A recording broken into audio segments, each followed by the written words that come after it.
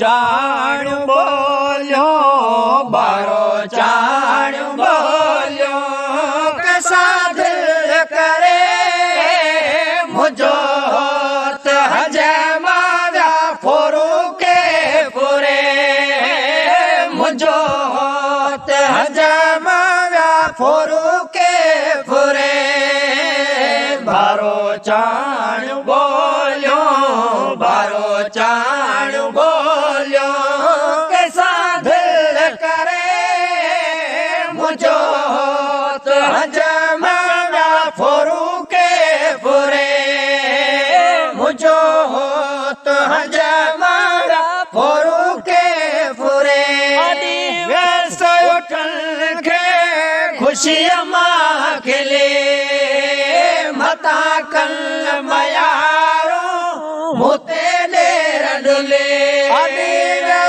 उठन के खुशी माँ खिले मता कल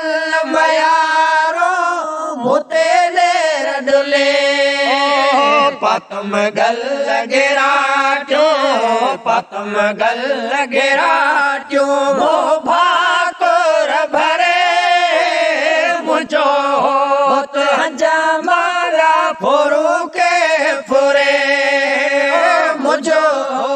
तो हजमारा फोरू के फुरे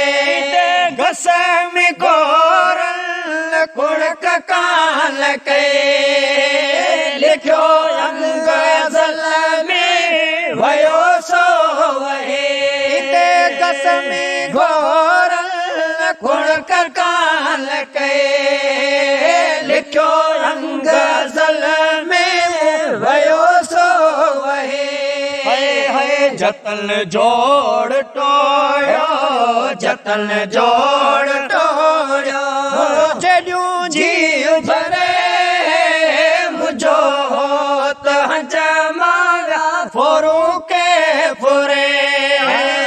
मुझो त हजमा फोरू के फुरे बारो चाण बोलियो बारो चाण बोलियो कैसा दिल करे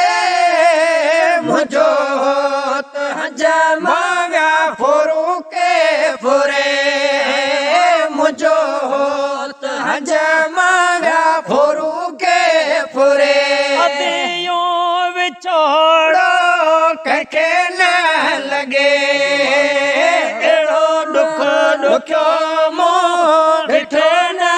लगे अजुवा विछोड़ो कखे न लगे एड़ो दुख दुखो मो ॾिठो न लगे अचो पूर फिरन जो अचो पूर फिरन जो मुखे डारे जी डरे मुझो तो हजमा फोरू के फुरे मुझो तो हजमा फोरू के फुरे साण गड हो सचते विझी अजो मुखा आरी जन नशो ॾई नियो तो साण गड हो से जते विचो कीअं वयो अजो मुखा आरी जन नशो ॾई नियो करियो दुआत दिल भर करियो दुआत दिल भर मुझो वरी वर वरे मुझो त हजमा फोरू के फुरे मुझो त हजमा फोरू के फुरे उर्स चए अंगण ते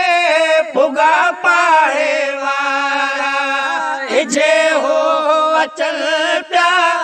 आया कल इशारा उर्स चए अंगण ते फुगा पाड़े वारा इजे हो अचल प्या आया कल इशारा तल जभोरे भेनर तल जभोरे गायो गुण गरे हंज